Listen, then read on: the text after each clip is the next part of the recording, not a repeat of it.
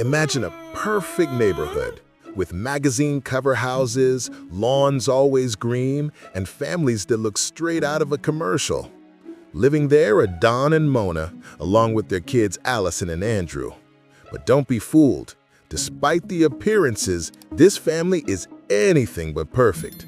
Mona is the kind of wife who thinks she's the CEO of the household. She controls everything, even schedules when Don is allowed to dream about intimacy.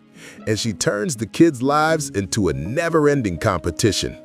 If happiness came with a manual, Mona definitely threw hers away. Boy, Don spends his days suffocating.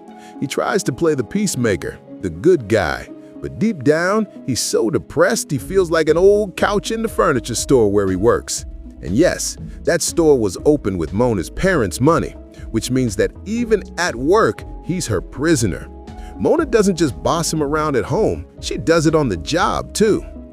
Then one day, along comes Dusty, applying for a job at the store. And the moment Don lays eyes on her, half his problems seem to disappear. To make things worse, or better, depending on your perspective, his neighboring co-worker Lay throws in that classic crazy friend line that, "Man, hire her. At least we'll have something nice to look at while our wives kill us inside." And boom, a spark ignites.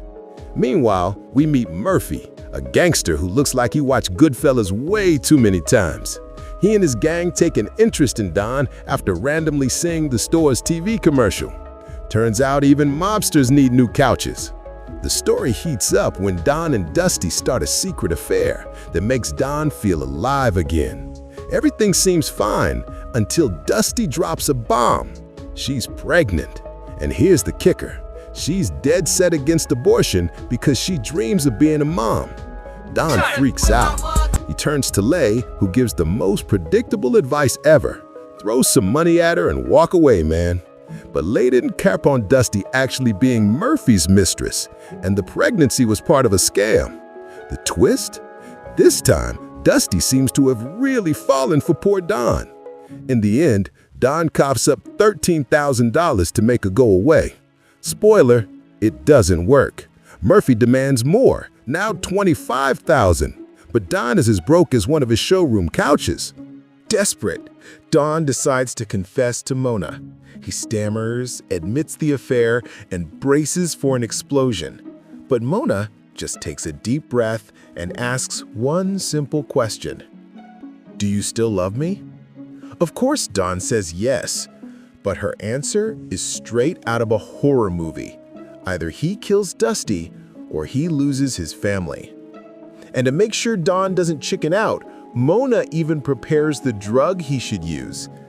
This woman is basically the suburban version of Glenn Close in Fatal Attraction.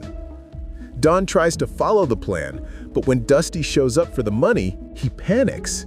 He drugs her, Mona insists he finish the job, but Don just can't do it.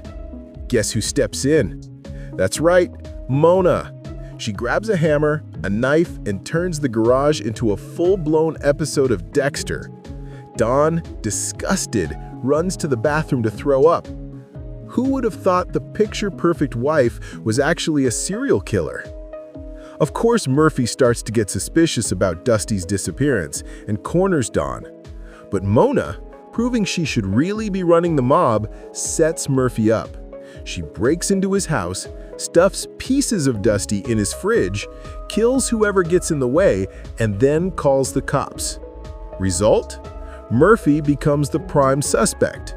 At this point, it's crystal clear Mona is the real mastermind, and Don, well, Don is just trying to survive dinner every night. Here's a fun fact. In real life, Katherine Heigl, who plays Mona, said in interviews that she took the role because she wanted to break away from the rom-com sweetheart image and show a darker side. Well, she nailed it. Mona is so intense, she'd make Hannibal Lecter ask for therapy. Honestly, if I were Don, I'd never have confessed to Mona.